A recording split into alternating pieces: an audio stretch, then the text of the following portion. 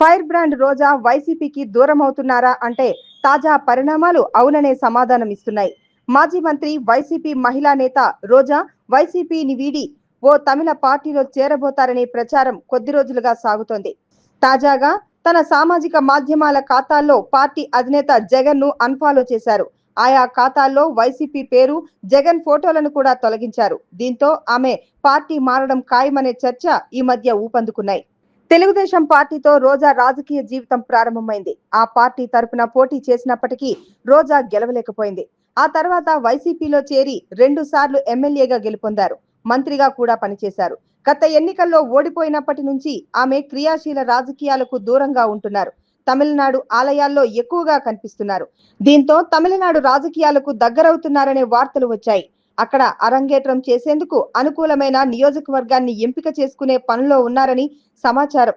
అదే సమయంలో ఆమె వైసీపీకి దూరంగా ఉంటూ ఇటీవల విజయవాడకు వచ్చిన జగన్ ను కలవలేదని సమాచారం.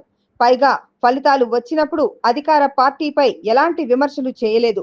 దీంతో ఆమె పార్టీ మారుతారనే వాదనలకు బలం చేకూరింది.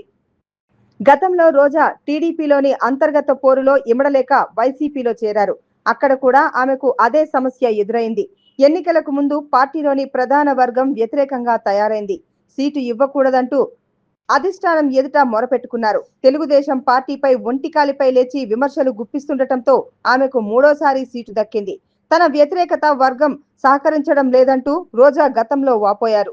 2024 ఎన్నికల్లో ఆమె ఓడిపోగానే స్థానిక వైసీపీ నేతలు సంబరాలు చేసుకోవడం ఆమెపై ఉన్న వ్యతిరేకతకు నిదర్శనమని, వాయిస్ ఆఫ్ వైసీపీలో ఒక్కరైన రోజా ఇప్పుడు ఆ పార్టీని వీడుతున్నారని వార్తలు కార్యకర్తలకు ఆశ్చర్యానికి గురిచేస్తున్నాయి.